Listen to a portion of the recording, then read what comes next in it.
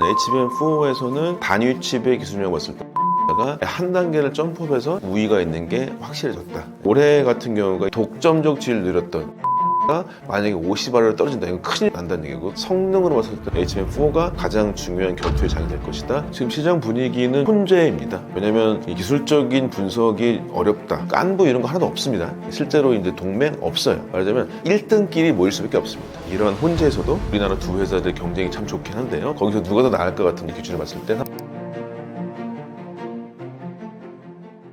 젠슨 황이 삼성전자 이야기를 자주 꺼내는 모습이 보이는데 이건 어떤 신호로 봐야 하나요?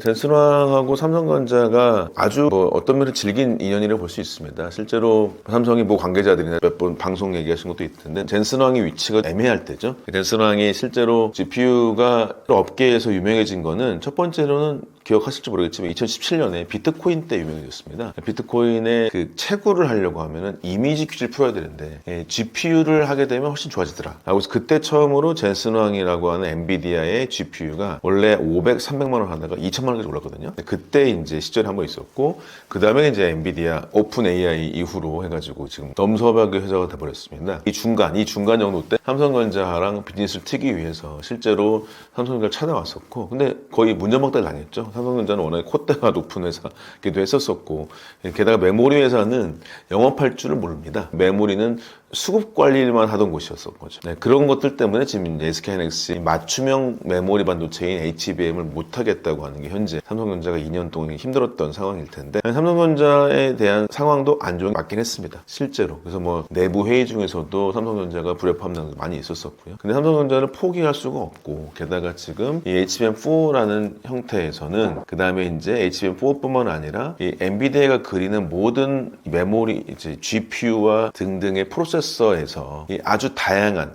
베리에이션이 많은, 다양성이 많은 메모리 반도체들을 요청하고 있는 게 지금의 상황입니다. 이번에 CES 컨퍼런스 콜에서는 결국에 젠슨황이 메모리가 중심이다라고 얘기를 해버린 거랑 마찬가지거든요. 그러니까 GPU 성능이 아무리 올라가도 메모리가 없으면 안 된다는 걸 알게 됐고, HBM뿐만 아니라 메모리 전체 세계에서 40%를 넘게 만드는 삼성전자가 젠슨황한테는 가장 중요한 고객이자 협력 관계가 될 수밖에 없겠죠. 그래서 지난번에 우리가 기억하시겠지만 깐부회동 기억하시겠죠. 깐부회동 때 왜 삼성전자하고 현대차를 만났을까? 현대차 만난 건 이제 다 아시지 않습니까? 아틀라스 로봇, 현대차가 만든 로봇의 헤드를 엔비디아 GPU가 할 거야 라고 하는 것 때문에 만날까 하고 이제 우리가 알게 됐고, 삼성전자는 옛날부터 이건희 회장과 친분도 있었다고 하긴 하지만 그것보다는 삼성전자의 달라진 모습들을 이미 알게 된 것이죠. 그들이 만났던 9월, 10월에는 삼성전자 단품 D램이 이미 품귀 현상이 났었고요. 실제 제가 안쪽에 내부 확인해 본 결과, 우린 몰랐지만 25년 상반기 끝물 때부터 웨이퍼가 풀 가동되기 시작했다라고 이제 저도 확인을 했습니다. 그것이 이미 반영돼서 이제 9월 달에부터 아마존도 깜짝 놀란 거죠. 아마존도 이번에 인공지능용으로 뭔가 바꾸기 위해서 D램들을 과하게 주문을 하기 시작했고, 이런 것들을 이미 엔비디아는 눈치를 챘고, 엔비디아의 성능에는 GPU 성능에는 메모리가 너무 중요하고, 이렇게 됐다는 것이죠. 근데 이번에 CES 연설에서 젠슨황이 아주 묘한 말을 했습니다. 메모리가 정말 중요한데요, 우리는 준비가 됐습니다라고 얘기했어요. 그게 무슨 얘기냐? 본인은 가장 중요한 메이커로서 삼성이든 하이닉스든 어딘가한테 자기들이 만들 GPU, 말하자면 지금의 B200, 그 다음에 곧 나올, 상반기 때 끝날 나올 루빈에 들어갈 HBM과 D램과 혹은 낸드까지도 협력돼 있다라고 도장을 찍어놨습니다. 말하자면 이 엔비디아에 갖고 있는 놀라운 기술적 로드맵 뿐만 아니라 생태계를 장악하려고 하는 노력들이 빛을 발하고 있다. 근데 거기에 메모리가 중요하다. 근데 이미 그들은 깐부를 맺었든 아니면 적대적 동맹관계를 했든 간에 그렇게 해서 메모리를 구할 수 있게 됐다. 메모리 구하는 것에 아주 중요한 포션을, 절반 이상을 삼성전자 할 것 같다라는 것 때문에 서로는 아주 강력한 협력 관계가 됐다라고 말씀드릴 수 있겠습니다. 삼성전자가 HBM4를 양산 단계에 올렸다고 밝힌 이 시점은 왜 중요하게 봐야 하나요? HBM4에서는 기술적으로 단위 칩의 기술력을 봤을 때 삼성전자가 우위가 있는 게 확실해졌다 라고 얘기를 할 수 있겠습니다. 그건 2년 만에 삼성전자 내부 직원들은 이제 일을 갈았다도 얘기하기도 합니다. 그 다음에 HBM4를 만들었던 개발팀한테 특별 보너스가 나갔다는 얘기가 나올 정도로, 삼성전자에서는 특별 보너스 이런 일은 거의 있을 수가 없습니다. 워낙에 인사가 힘이 세는 거기 때문에 특별한 포션을 주려고 하지 않거든요. 근데 이들한테 특보를 줬다는 건 아주 한 번도 없었던 일입니다. 전체를 다 줬으면 모를까. 이런 것처럼 특이한 케이스로 그룹의 위기로서 생각하기 때문에 이것을 갔다고 볼 수 있겠고, 근데 이제 품질에서도 결정적으로 성능이 좋았고요. 근데 이게 단순히 올해만의 문제는 아닙니다. 왜냐면 얘기 아까 1부 때 얘기 드렸다시피 HBM4를 만들 때 삼성전자는 D1C라고 하는 최신품을 기반으로 했다. 두 번째, 로직 다이의 변경이 자유제재로 가능하다. 이게 됐겠죠. 근데 하이닉스나 마이크론 같은 경우는 D1B라고 하는 안정적으로 전세 제품을 만들었고, 그 다음에 이 로직 다이는 어떻게 될지 모릅니다. 자기들끼리는요. 그렇다면 이것이 한 세대만 옮기게 된다면, 말하자면 HBM4E가 됐습니다. 그 다음 세대죠. HBM7세대라고 할 수 있는데, 그때가 된다면 삼성전자는 D1C의 플러스 로직을 더 라이를 더 좋게 해가지고 이것을 최적화할 수 있게 더 됐고, 올해 상반기 때 샘플化된다고 합니다. 근데 이 다음에 이 두 회사는 더 이상 D1B를 쓸 수 없게 4E에서는 D1B 말고 D1C를 써야 될 가능성이 높습니다. 그럼 여기는 새로운 기술 개발이 다시 들어가야 된다는 얘기죠. 말하자면 이러한 형태의 점프업을 했을 때 삼성전자가 아예 한 단계를 점프업해서 지금의 안착이 된 이 시기가 이 서력과 추격의 발판이 되지 않을까라고 얘기할 수 있어서, 올해 같은 경우가 이 점유율을 봤을 때는 작년 대비해서 말씀드렸다시피 SK하이닉스가 57, 삼성전자가 22, 마이크론 21인데 지금 보기에는 SK하이닉스가 50 에서 45 사이. 그 다음에 삼성전자 그걸 따라가서 35까지 얘기하는 사람들이 있습니다. 35. 그러니까 50에 35에 마이크론 좀 떨어져서 15 정도. 이렇게 하게 되면 서로의 숫자가 좀 맞겠죠. 그래서 이 정도까지 보고 있기 때문에 여기서 보시면은 독점적 지위를 누렸던 과반 이상했던 하이닉스가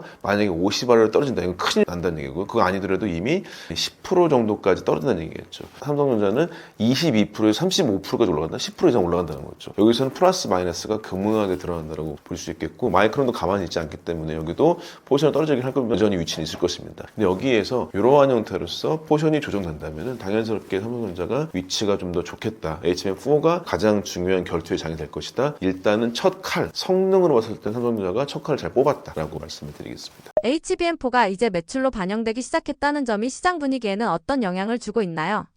지금 시장 분위기는 혼재입니다. 혼조라고 볼 수 있겠죠. 왜냐하면 이 기술적인 분석이 어렵다 이런 분들이나, 저도 기술적 분석이 제가 100% 맞다고 할 수 없기 때문에, 어떻게 삼성전자가 그때 얘기 많이 나지 않습니까? 삼성전자가 재설계 들어가서 D1A에서 D1C로 한다 그러니까 D1B도 못하는 애가 무슨 D1C냐? 근데 그거는 너무 잘 모르시는 내용이고요. 그러니까 실제로 이건 기술 점프업이 가능할 수 있습니다. 이게 너무 줄이는 게 어렵긴 한데 도전을 많이 해가지고 일단 결국에 문제 해결을 했고요. 그러니까 기술 점프업이라고 하는 게 가능하려고 친다면 그만큼의 자원이 있어야 가능한데, 그것 자원이라고 하는 게 실제로 그동안 30년 동안 너무 돈을 많이 벌어왔던 삼성전자가 인력과 자본이 있었던 건 사실이긴 합니다. 그래서 리더십 교체가 됐기 때문에 그것이 가능해졌다라고 말씀드릴 수 있겠고, 그것이 현재의 성능의 확대, HBM4의 성능의 우선순위로 갈 수 있는 게 이제 어느 정도 증명이 된 건데, 아직까지는 믿기 어려우실 것 같아요. 그 다음에 저가 100% 맞을 수 없기도 하고 하이닉스 분들의 말도 더 들어봐야겠지만은 그런 형태가 돼 있다. 사람들이 조금씩은 옮겨가는 것 같습니다. 댓글 같은 거 보더라도 어떤 분도 이제 기술적인 분들도 제 콘텐츠에 길게 댓글 남겨주셔가지고 이게 맞다 틀리다 얘기하시는 거 있는 거 보면은, 일단은 기본적으로는 어떤 분들이 혼재긴 한데 HBM4에서는 일단은 기술적으로 삼성전자 괜찮은 것 같다라는 것이 이제 한 반이 넘어가는 수준인 것 같고요. 그러더라도 기존에 있었던 영업선들, 네트워크 등등을 확인을 한다면 SK하이닉스가 기존의 수율도 높기도 하고 이런 것이 있어서 실제로 괜찮지 않을까라고 보기 때문에, 기술적으로 앞섰는데 돈은 SK하이닉스 더 많은 거 아니냐? 이렇게 보시는 분도 있긴 있어요. 이런 혼재들이 있다. 근데 저는 이제 기술적인 게 위험하고 어려운 게 힘든 게 가장 뭐냐면, 깐부 이런 거 하나도 없습니다. 실제로 이제 동맹 없어요. 말하자면 가장 잘해야 1등끼리 모일 수밖에 없습니다. 1등끼리 모인다고 하는 게 결국엔 엔비디아, 그 다음에 TSMC, SK하이닉스가 이제 소위 GPU를 만들었던 사람들인 거죠. 근데 거기서 가장 흔들리기 쉬운 것은 어디냐? 바로 SK하이닉스입니다. 네, 삼성전자는 대항마가 크게 있고요. 이 중에 가장 건드리기 어려운 건 TSMC는 건드리기 너무 어렵고, 그 다음에 엔비디아도 있기도 하고, 그렇지만 다양한 필름 회사가 있습니다. 그럼 이 다양하다, 에이직이다 이러면 당연히 누가 유리하죠? 삼성전자가 유리하죠. 왜냐면 여기는 로직 다이 같은 것들을 맞춤형으로 설계를 본인들이 할 수 있으니까요. 하이닉스나 마이크론은 TSMC한테 그걸 달라고 해야 되는 수준입니다. 말하자면은 이 다양성 중에서 가장 독점적인 권한은 TSMC에 있는 게 맞습니다. 그러면 이제 HBM 쪽은 삼성 하이닉스가 싸울 경향이 높다라고 볼 수 있겠고, 패밀리스가 다양하다, 다양해진다 그러면 삼성전자 유리하다, 이렇게 말씀드릴 수 있기 때문에, 이런 혼재에서도 HBM4는 다시 한번 우리나라 두 회사들 경쟁이 참 좋긴 한데요. 거기서 누가 더 나을 것 같은 거는 좀 더 지켜보시고 기존의 틀들을 탈피할 필요 있겠다는 좀 말씀드릴 수 있겠습니다.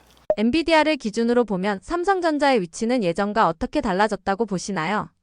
네, 지금 엔비디아가 이번에 CES에서 밝혔던 것이 결국에 본인들이 반도체를 만들려고 했더니 메모리 없이는 하나 안 되겠다. GPU를 가운데 놓고 봤을 때 티어 0, 1, 2, 3를 만들어놨습니다. 티어 0가 누구냐 딱 보시기에도 HBM이죠. 두 번째가 어디냐? 지금 나오는 게 HBF까지도 얘기하고 있습니다. HBF는 하이 밴드위스 플래시 메모리가 그래서 HBM이라고 하는 것, D램은 저장 매체입니다. 저장 매체 중에서 휘발성입니다. 휘발성이라는 건 무엇이냐? 데이터가 날아간다는 얘기죠. 근데 속도가 엄청 빠릅니다. 그래서 D램 같은 경우는 속도가 굉장히 빠른데 낸드가 합쳐져 있는 플래시 메모리 낸드가 합쳐져 있는 HBF는 속도가 느립니다, 원래. 그래서 보통 D램 단품과 낸드는 1000배 차이가 속도가 나게 되거든요. 근데 HBF가 왜 필요해주냐? HBM에 들어가 있는 게 우리가 소위 학습을 통해서 만들 수 있는 머리라고 본다면 이 HBF 같은 경우는 도서관에 가깝습니다. 근데 도서관이 데이터가 아주 잘 배열되어 있는 도서관이겠죠. 요것까지 발전되고 그 다음에 탑 2가 누구냐? 바로 이 단품의 D램입니다. 단품 D램이 왜 필요해주냐? 고객들이 추론하기 위해서 데이터를 넣죠. 저희 여러분들 다 넣어가지고 만들지 않습니까? 그 데이터를 넣을 때는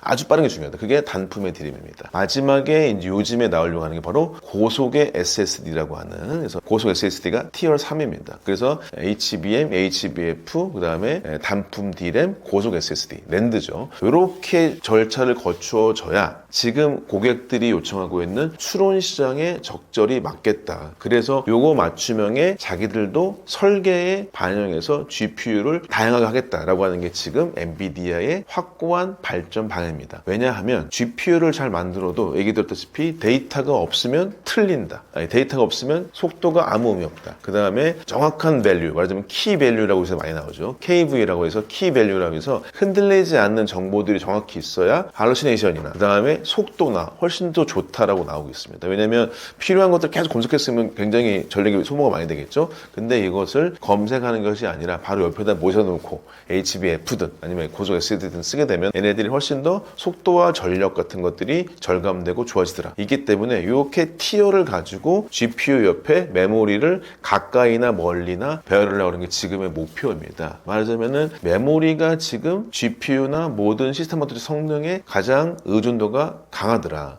메모리 월이 정확히 온 시대가 됐고요. 말하자면 엔비디아 덕분에 지금 삼성전자 위치는 글로벌 업계 중에서 가장 만나고 싶어하는 사람이 많아지는 위치가 돼버렸군요. 이것이 지금 뭐 아시겠지만 동탄과 평택과 이런 단지에 엔비디아뿐만 아니라 모든 빅테크 회사들의 구매 이사들이, 구매 임원들이 다 와 있고요. 이 보더들이 그냥 괜히 온 게 아니겠죠. 빨리 조금이라도 D램과 낸드를 구해달라. 이런 형태가 돼버렸습니다. 그래서 지금 원래는 D램이 가장 중요한 역할을 했다가 이제 봤더니 사람들이 내 정보를 기억해주기 원한다. 그게 낸드라고 하는 저장 매체죠. 휘발성이 없는 비휘발성이라고 할 수 있는 요새 들어가 있고 그 다음에가 나머지 데이터 센터에 들어가줄 모든 카드들도 메모리 카드들도 다 필요해져. 얘네가 있어야 모든 소모 같은 것들이 덜 될 것이다. 그렇기 때문에 지금 엔비디아를 기준으로 봤을 때 삼성전자가 가장 큰 파트너가 된 것이 맞을 거고요. 물론 HBM의 기존 모델은 하이닉스와 가장 대표적으로 연결이 돼 있겠지만 지금 그렇게 깐부 같은 거 하나도 없습니다. 성능 좋은 건 안 줄 수가 없는 거죠. 왜냐 그래서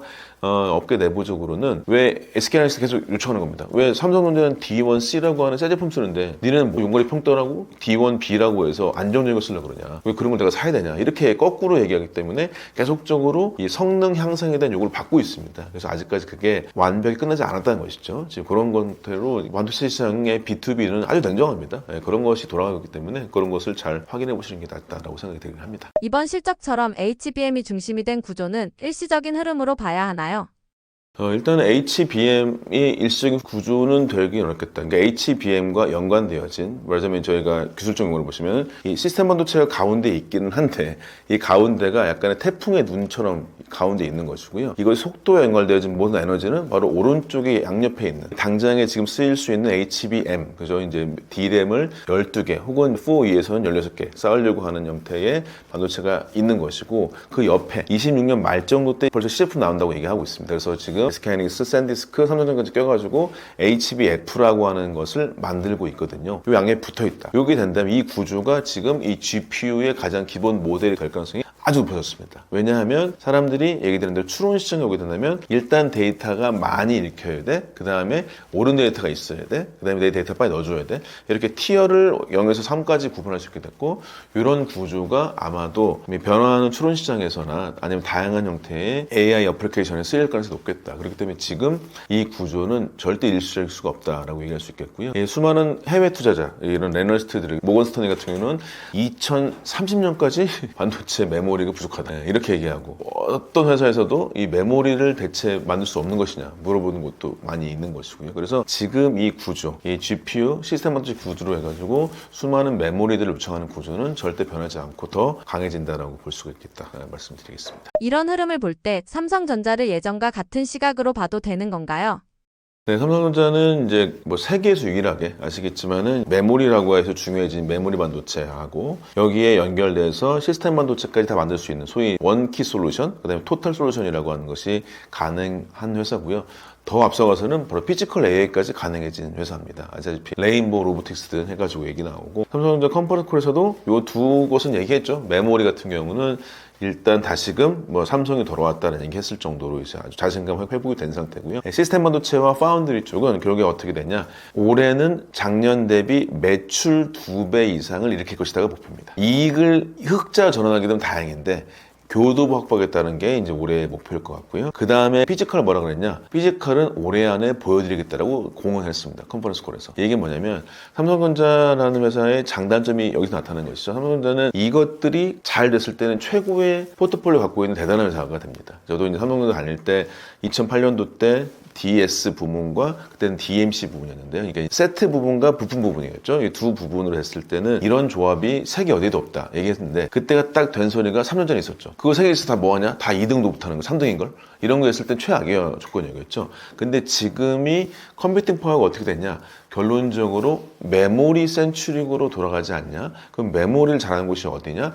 여전히 양과 질의 의미에서 삼성전자가 뛰어나다. 그럼 이걸 통해서 성능을 구가할 수 있겠다? 그럼 메모리 연결되어진 로직 칩이 메모리 연결돼서 뭐 NPU와 TPU가 이런 것들이 된다면 시스템 반도체의 성능의 메모리 영역이 굉장히 크겠다. 또 된다는 것이죠. 근데 이걸 통해서 이것이 하나의 머리가 된다면 이 머리가 결국에 피지컬 AI까지 간다는 의미겠죠. 이렇게 되기 때문에 지금 이것이 계단식으로 확장만 된다면 계단식이라보다는 저는 뭐 시스템 파운드리 반도체 이쪽에 대해서는 좀 더 시간이 걸릴 수도 있겠지만 이것의 로드맵이 명확히 있다. 투자하신 분들께서 보실 때는 일단 메모리를 중심으로 보실 수가 있을 것 같고 거기에서 이 사이클을 보시면은 현대차는 뭐죠? 저 반도체 전체는 다 TSMC나 엔비디아 쪽에 의존한다는 것이고 뭐 메모리는 삼성한테 받겠지만 이렇게 받는 게 지금 현재의 현대차의 상황인 것이고 테슬라는 어떻게 요만큼을 삼성한테 받고 나머지를 자기가 만드는 거예요. 여기서 이제 머리나 기억이나 등등의 역할들을 할 수 있는 게 반도체가 될 것이고 그것을 움직일 수 있도록 하는 피지컬 AI는 또 다른 회사가 될 것입니다. 이런 것들이 지금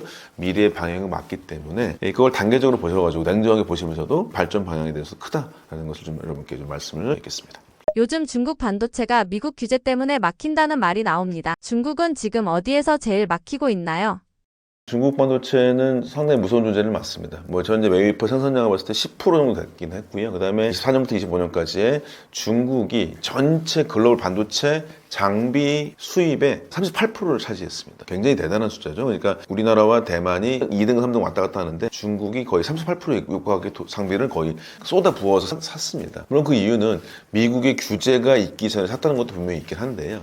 왜 사냐? 당연스럽게 중국은 팹을 작업하려고 하는 것들이 많이 되어 있습니다. 근데 그 중에서도 핵심 공정이 되어지는 장비들은 실제로 미국이 수출을 막았죠. 그래서 대표적으로 아시다시피 서구에서 얘기했던 노광 장비, ASML 장비도 최신 장비는 들어갈 수가 없는 상태고 어플라이드 머티리얼이나 램이나 이런 장비도 실제로 중국에 들어가기가 쉽지가 않습니다. 이런 형태가 가지고 있다는 게 무슨 얘기냐? 그렇다면 중국은 최신 공정을 하기 어렵겠다. 그래서 최신 공정을 하는 것이 가장 어려운 게 지금 중국의 형태를 볼 수 있을 것 같고 두 번째로는 이번에 벌어진 소위 소재에 대한 문제가 발생되고 있다. 중국은 일단은 돈과 사람과 자원들은 굉장히 풍부한데 소재 부품 장비를 자급화하는 것들의 노력은 우리나라의 2010년 정도를 보는 것 같습니다. 15년 정도 된 얘기인데 그런 것들이 아무리 반도체 굴기를 통해서 소위 부족한 것들을 많이 올려달라고 하긴 하는 것이고 기술도 많이 올라갔고 5년 뒤는 더 두려운 존재가 될 수 있겠지만 당장 지금으로 봤을 때는 최신 기술력을 보통 중국이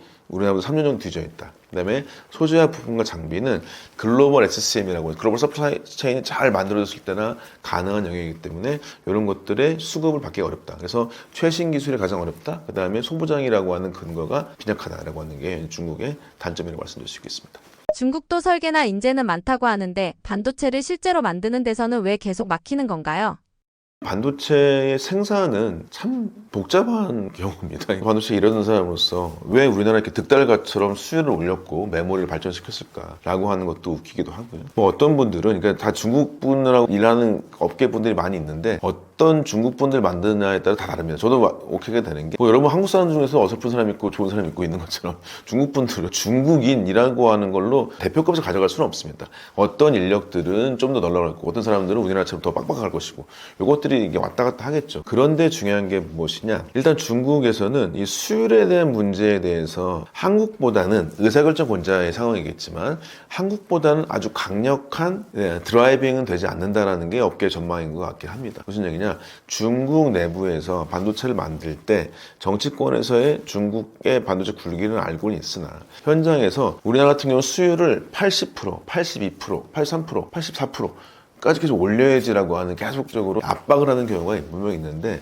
중국에서 현재 발생된 상황은 뭐냐? 이거를 수율이 50%가 됐다? 그러면 70% 늘리는 것이 하는 것이 아니라 50%짜리를 두 개 만들어 버려야지라는 것이 행동도 있다는 라고 볼 수 있겠죠. 뭐 그건 하나의 특성으로 본다면 이 반도체 산업은 무엇보다도 이 반도체 웨이퍼 하나 만드는데 웨이퍼 공정이 보통 900번 정도 공정이 진행되는데요.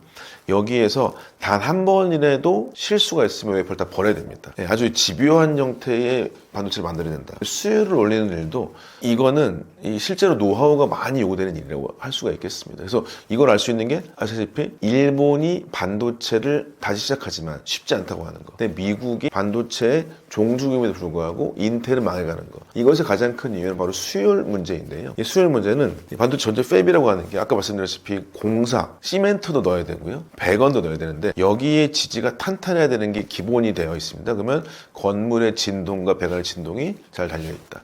그 다음에 설비를 운영하면서 설비에 갖고 있는 위치와 특성도 맞춰져야 된다. 공정 레시피도 똑같아야 된다.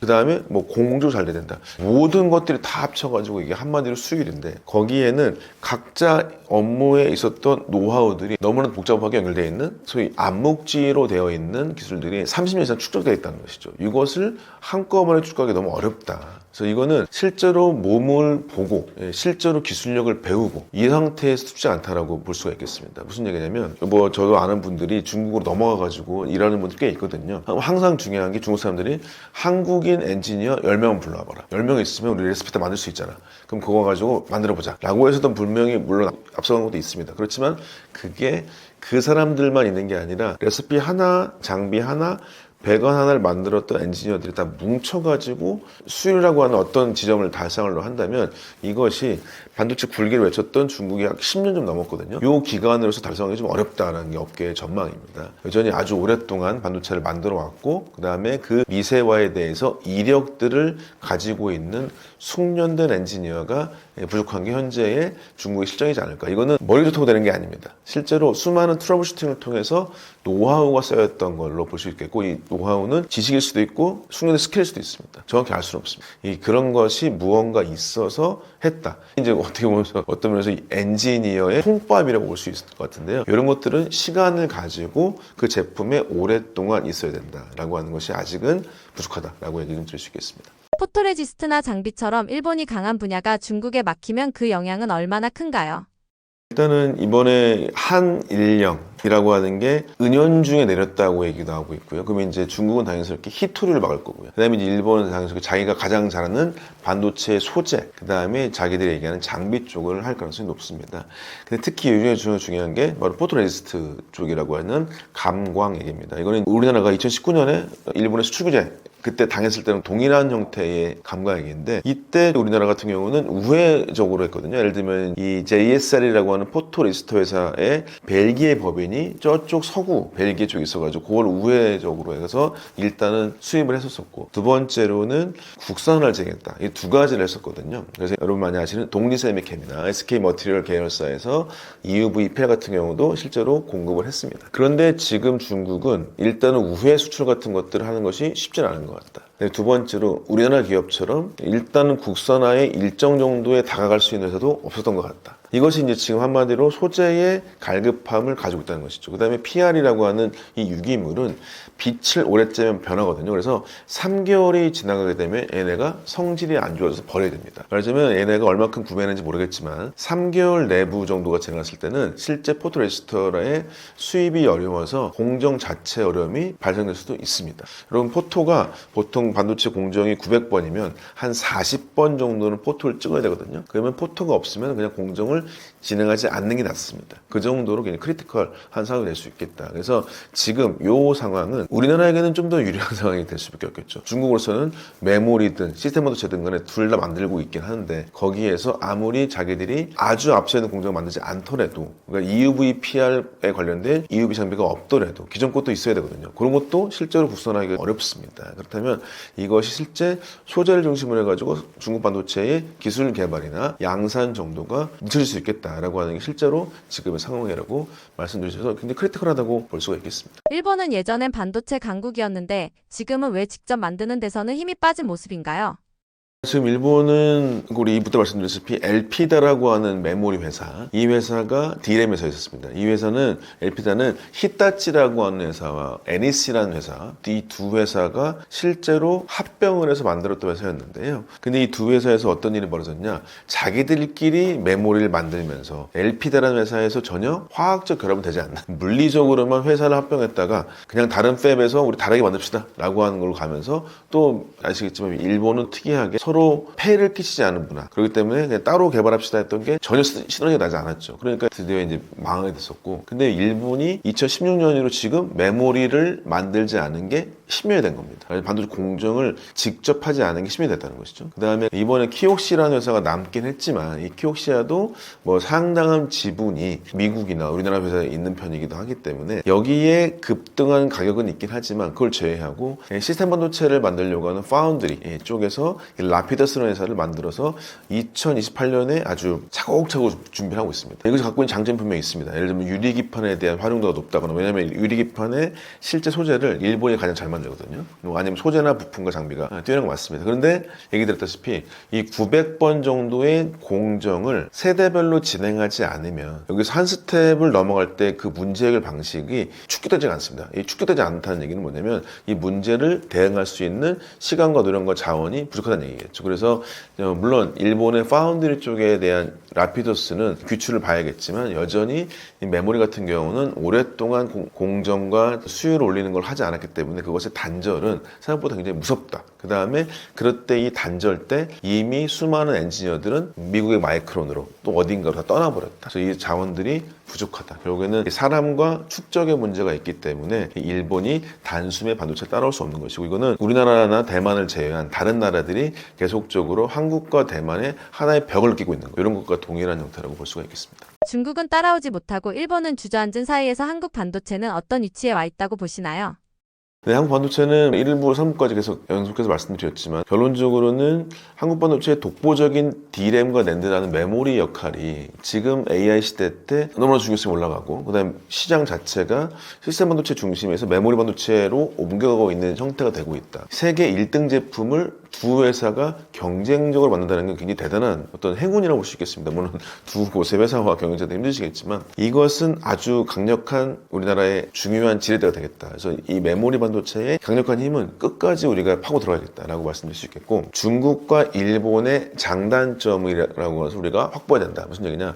중국이 못하고 있는 것은 무엇이냐? 소재와 장비겠죠. 장비는 근데 위험한 게 특히 전공정 장비 같은 경우는 경쟁력이 없을 때 중국에 먹힐 가능성이 없습니다. 그렇다면 우리가 소재 같은 경우는 우리가 국산화했던 경험 같은 거나 이런 것들을 일본의 대항마로 우리가 할 수 있겠다. 충분히 가능할 수 있을 것 같고요. 그럼 일본이 지금 중국한테 뭐 받을 수 없는 건 무엇이냐? 중국한테 히토류겠죠. 히토류는 우리는 멀겠죠. 히토류 같은 경우는 아시겠지만 히토류를 생산하는 것 자체에 과정의 어려운데 이 과정은 우리가 이제 아시겠지만 많이 아는 고려 아연이 있죠. 여기서 잘 만들어서 미국에 이제 빽까지 지었는 상황도 됐는데 이런 것처럼 중국이 실제로 반도체가 느려지기 때문에 이 느려지는 것 때문에 우리나라의 수혜가 분명히 있겠다. 그러면 일본 쪽에는 메모리나 시스템 반도체 등을 통한 이런 것들 수출 기회를 우리가 더 늘릴 수가 있다는 것이겠죠. 그래서 레가시 쪽에는 강력하게 영향이 있을 거라고 볼 수가 있겠습니다. 그래서 이런 것을 확인했을 때 우리는 메모리라고 하는 강력한 제품을 중심으로 해서 중국과 일본이 자기들이 부족한 점, 둘의 갈등 때문에 하지 못하는 점들에 대해서 우리가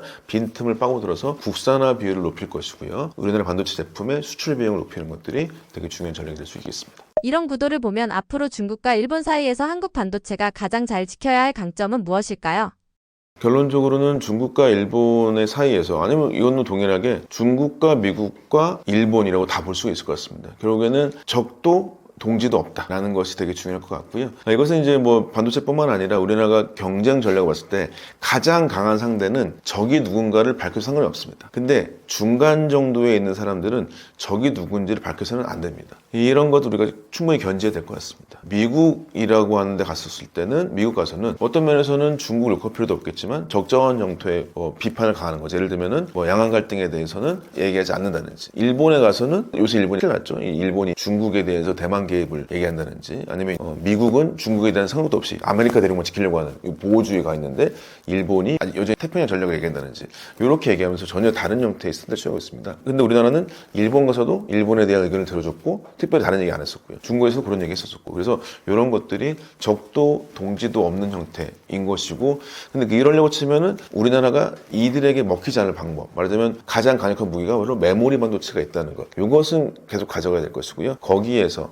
이 미국과 일본과 중국이 다 못하고 있는 것이 뭐냐, 메모리뿐만 아니라 이제는 합쳐진 반도체. 두 번째로는 중국의 강한 제조업인데 중국한테 미국과 일본이 들어가지 않기 때문에 우리나라는 제조업 AI라고 하는 아주 강력한 수단이 생겼죠. 그래서 여기서 제조업 AI에 관련되어진 피지컬 AI 발전뿐만 아니라 제조업 AI의 독특한 데이터나 일하는 방식도 만들어낼 것이고, 이것들이 다시금 반도체 개발에 활용되어야 될 것이고요. 그래서 한국 반도체 같은 경우는 가장 장점이라고 하는 것이 메모리 반도체, 두 번째로는 제조업이 있다고 하는 장점을 활용해서 각각 국가들이 불필요한 것들이나 꼭 해야 될 것들에 대해서 가격을 높일 수 있는 것들, 이런 것들까지 포함해가지고 반도체 산업을 중심으로 해가지고 우리나라의 특장점을 살려가지고 적도 동지도 없이 개별적인 능력을 갖고 있는 나라로 탈바꿈했으면 좋겠다라는 말씀을 좀 드리도록 하겠습니다. 삼성전자와 SK하이닉스가 가격을 스스로 정하는 제조업이 됐다는 말이 나오는데 이건 어떤 상황인가요? 지금 우리나라 반도체 대표 기업 두 곳이 삼성전자, 하이닉스가 오늘 촬영길 기준으로 약간 주식이 조정하고 있긴 하지만, 대표적으로 반도체 산업, 그 다음에 IT 산업에서 이 사이클이라기보다는 그 다음에 가격이라고 하는 것이 구매되어진 방식에 따라 달라지기보다는 질문 주신 것처럼 이 공급자 중심의, 공급자들이 가격을 가져갈 수 있다는, 소위 프라이스 테이커가 될 수 있느냐의 여부가 지금 이제 굉장히 중요한 상황이 되는데, 결론적으로는 지금 그러한 상황이 됐습니다. 저희가 같이 얘기를 계속 해 나가겠지만은 실제로 반도체 제품들의 발달, 그 다음에 산업의 발달을 봤을 때는 제가 삼성에 처음 일했었던 20년 전에 오래됐는데, 그때만 하더라도 보통 메모리 반도체랑 시스템 반도체가 전체 비율이 한 20%, 80%, 한 2대8 정도 됐다가, 그 다음에 한 10년 정도 후에 모바일이 나오고, 그 다음에 AWS라고 그래서 클라우드 나오고, 그때쯤부터는 보통 1대2 정도 잡습니다. 그러니까 좀 올라갔죠. 1대4에서 1대2가 됐는데, 지금 AI가 터진 다음에 특히 HBM을 비롯해서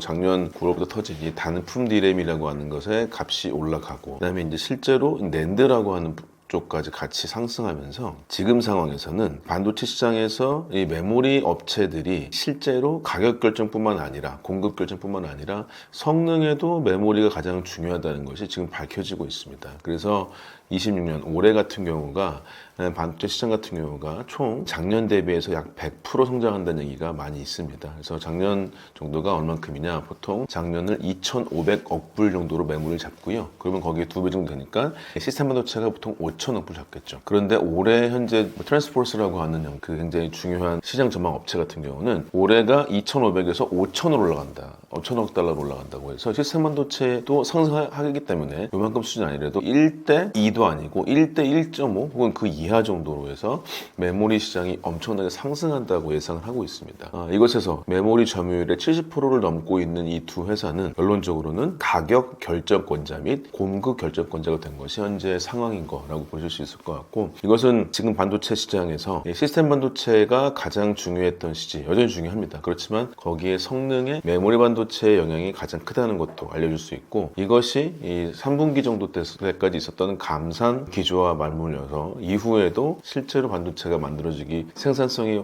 확대되기 어렵기 때문에 이것이 꽤나 오랜 시간 공급권자, 그러니까 말하자면 메모리 생산업체들의 수위의 위치가 맞을 수 있을 것 같고요. 그것이 많은 업체에서 예상하고 있듯이 아까 얘기 드렸던 트랜스포스도 25년도에 2,500억 불, 그 다음에 이제 그게 2배 상승, 100% 상승한 5,000억 불, 그 다음에 27년도에는 그것의 50%인 7,500억 불. 말하자면 근데 계속적으로 2,500억 불 이상을 상승하는 정도로 간다는 얘기겠죠. 2027년에는 어떤 면에서는 정확히 모르겠지만은 시스템 반도체랑 메모리 반도체가 거의 동일한 형태의 비즈니스를 가져갈 수 있지 않을까. 마켓으로 봤을 때는 그 정도까지 된다면은 이 공급했었을 때 70% 이상 하고 있는 이 두 회사가 모든 반도체 업계에서 가장 강력한 공급에 중요한 역할을 할 수 있지 않을까라고 말씀드릴 수 있겠습니다. SK하이닉스 주가는 어떻게 보고 계신가요? 수많은 회사들 증권사 레포트들에서 외려 국내 증권사 레포트들보다 해외 증시들이 더욱더 SK하이닉스가 난리입니다. 지금 우리가 보통 80 후반대에서 90만 원 정도가 현재 SK하이닉스 가격인데 보통 120만 원 정도까지 보고 있거든요. 근데 이거는 왜 그러냐? SK하이닉스는 첫 번째로는 이제 HBM3E라고 하는 이 AI용 반도체의 거의 독점적인 권한을 갖고 있었던, 이것이 가장 큰 본인들이 갖고 있는 수혜라고 볼 수 있겠고, 이것이 이번 25년 4분기 뿐만 아니라 25년 전체 이익에도 엄청나게 기록적인 영업 어떤 매출하고 영업 이익을 거뒀습니다. 그래서 저도 숫자도 외웠어요. 974758이라고 97조 매출에 47조 영업이익, 그래서 58%의 영업이익률을 가져갔다, 이렇게 나왔는데, 이거는 넘사벽에서라고 할 수 있는 TSMC의 영업이익률을 앞서는 것이고요. 국내 제조업 사상 가장 높은 영업이익률을 거두지 않았을까라고 얘기할 수 있을 것 같습니다. 그 정도로 이 탄탄한 영업이익률을 일단 거두었다 라고 볼 수 있겠고, 삼성전자와 함께 또 비교해서 또 말씀드리겠지만은 일단 HBM3E라고 하는 이 아주 고품격의 반도체, 이것을 거의 60% 가까이를 공급했었던 과점 시장에서 훨씬 더 1등의 위치를 갖고 있었다, 이것이 고무적으로 볼 수 있겠고, 그 다음에 대표적으로는 이 반도체가 결국에는 올해에도 부족하다, SK하이닉스가 떨어질 일은 없겠다라고 충분히 볼 수가 있을 것 같고요. 이런 형태가 SK하이닉스의 견조한 이익 같은 구조를 만들 수 있지 않을까. 그 다음에 그래서 올해에도 삼성전자나 SK하이닉스 둘이 합쳐가지고 둘 회사의 영업이익 정도를 240조에서 300조까지 보고 있습니다. 거기서 어느 정도 포션을 둘이 나눠갈지는 귀추가 주목되고 있겠지만, 일단 SK하이닉스가 그런 HBM3E의 독점적 권한을 가지고 있다. 그 다음에 반도체 메모리가 품귀 현상이다, 이런 것들. 그 다음에 작년도 실적이 너무 탄탄하다, 올해는 확대될 것 같다, 이런 것들 때문에 어느 정도는 기본적으로 주가로 봤을 때는 하락 여력은 전혀 없다. 상승, 물론 조정은 있을 것입니다. 조정은 여러 가지 있겠지만 상승 여력이 있다라고 전망할 수 있을 것 같습니다. 반대로 삼성전자는 상대적으로 조용한데 지금은 어떤 흐름에 와 있는 것이고 하이닉스와의 차이점은 무엇인가요? 삼성전자는 기본적으로는 특이한 거는 여러분 아시다시피 삼성전자는 외국인들, 그러니까 우리나라 증시는 외국인 일반 사람들이 살 수가 없습니다. 아시겠지만은 우리나라가 소위 서학개미들 해가지고 해외에는 우리 특히 나스닥이라는 데를 개인 개별 투자자로 진행할 수 있지 않습니까? 그런데 아직 우리나라의 이 삼성과 하이닉스 주식들을 해외 사람들이 사는 거는 개인이 불가능합니다. 주로 이제 지수, ETF 투자 같은 거밖에 못하고 있어가지고 소위 기관들 매매만 발생되고 있는데요. 그렇기 때문에 삼성전자 하이닉스를 어떻게 살 수 있냐, 이런 것들을 요청하는 사람들 되게 많이 내렸다고 합니다. 이 정도이고, 근데 이제 삼성전자 같은 경우는 그렇기 때문에 국내 회사, 국내 분들한테 실제로 매수나 매도가 진행이 많이 될 텐데, 개별 투자자분들은 삼성전자는 아직까지 약간은 물론 많이 오르긴 올랐지만 신뢰를 덜하는 대상 같긴 합니다. 왜냐면 이제 이 주식시장에서 갑자기 화랑이 됐던 2024년 정도부터 25년 이때부터 해가지고 삼성전자는 굉장히 이 기술적인 오류도 있었었고, 주식시장에서의 8만 전자에서 5만, 4만까지 떨어졌던 이런 이런 기록도 있기 때문에 삼성전자를 못 믿으신 분들이 되게 많이 있어요. 전 그런 것들이 심정 원인이 강하다고 봐서 그 다음에 또 실제로 기술적으로 보실지라도 삼성전자가 지난 4분기 때 기록적인 영업이익 20.1조 원 대단한 한국 사회의 분기 이익 중에 가장 큰 액수였죠. 그걸 거뒀음에도 불구하고 다른 사업부들 있지 않습니까? 그러니까 반도체를 제외한 MX, DX 이런 가전 쪽의 핸드폰 쪽이 영업이익률이 1조에서 2조 사이밖에 되지 않습니다. 이렇게 된다면 나머지 영업이익을 반도체가 다 견조했다라고 하는 의미는 영업이익률 포션을 봤을 때 작다는 의미겠죠. 그 다음에 실제로 반도체 DS 부문이라고만 깊이 들어갔을 때도 하이닉스가 거뒀던 50%에 육박하는 영업이익이 아니라 아직까지 파운드리 있기도 하고 그래가지고 메모리의 영업이익이라고 하는 게 16조 정도밖에 되진 않습니다. 그러면 여기서 그것의 영업이익률이 38%다. 그러면 이제 50% 육박했던 SK하이닉스보다는 더 영업이익률은 낮다고 볼 수 있겠죠. 이런 것이 투자자들 보시기에는 좀 더 낮은 형태의 주가를 볼 수 있을 것 같다. 전 낮다고 보기는 어려운 게 삼성전자가 급하게 실제로 가격이 상승했던 작년 한 11월부터 따져본다고 한다면 10만 닉스 뭐 그때부터 따져보시면은 이익률, 그러니까 증가율로 보시면 삼성전자 하이닉스가 50%에 60%였기 때문에 거의 유사합니다. 단위 액수 자체가 너무나도 컸던 건 맞아요. 그러니까 하이닉스가 한 주에 60만 원에서 지금 90만 원 된 거고요. 삼성전자는 10만 원에서 15만 원이 된 겁니다. 그러니까 이 비율로 보시면은 실제로 그렇게 차이는 없다. 근데 이제 액수가 너무 크고 단가가 비싸기 때문에 하이닉스가 더 커져 보이고 그렇게 보실 수 있겠지만은 삼성전자도 그만큼 영업이익률이 증가됐다. 저도 자금이 부족해서 진행하지 않다가 특히 방송을 많이 하면서 실제로 저도 솔직히 10만 원대 들어갔던 사람이거든요. 그래서 그때가 10월 정도 됐던 것 같아요. 근데 그때부터 저는 당연히 오를 거라 생각하고 있었습니다. 그래서 여전히 이 상승력이 많이 있고 대표적으로 더 얘기 나누겠지만은 이제 실제로 HBM 영역에서 삼성전자는 독점의 영역이 아니었었죠. 말하자면은 실제로 HBM의 시장 점유율이 하이닉스가 57, 삼성전자가 22, 그다음에 하이닉스 마이크론이 21이었었거든요. 이런 상태였기 때문에 여기에서 거의 독점적 유의했던 SK하이닉스 대비해서 올해는 훨씬 더 나아질 계획이 많이 있습니다. 그렇기 때문에 22% 좀 더 올라갈 것이다. 이런 예상이 많이 있어서 실제 삼성전자는 이익률을 더 올라가고 점유율을 늘릴 수 있기 때문에 기존의 단품의 비싼 가격에 대한 생산성이 높은 장점을 받을 것이고요. 그렇기 때문에 저는 삼성전자가 좀 더 상승 여력이 많다라고 생각하는 사람입니다. HBM4 이야기가 많은데 현장에서는 지금 어떤 점을 가장 중요하게 보고 있나요?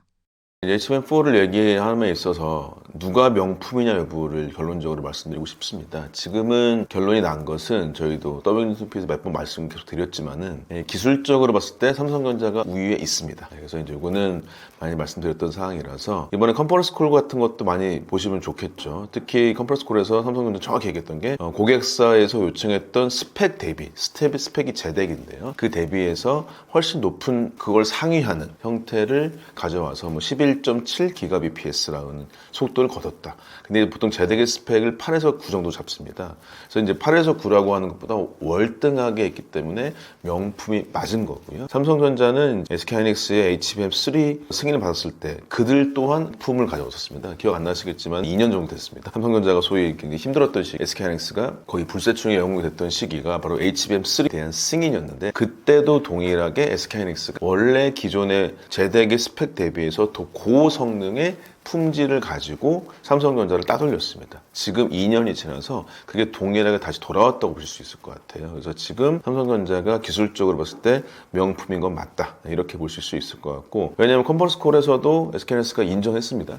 자기들은 경쟁사 대비해서 압도적 우위를 가질 것을 목표로 하고 있다고 했어요. 그 다음에 두 번째로는 경쟁사가 이번에는 더 들어올 것을 알고 있다라고도 얘기했습니다. 이거는 컨퍼런스 콜은 거짓말하면 안 되기 때문에 정확하게 팩트를 얘기하는 것이고요. 또 신문 기사나 되게 많은 어떤 유튜브들에서 하이닉스가 HBM도 70% 가져갈 것으로 예약돼 있다. 근데 이게 주어가 누구냐면요. UBS라고 하는 소위 컨설팅 회사예요.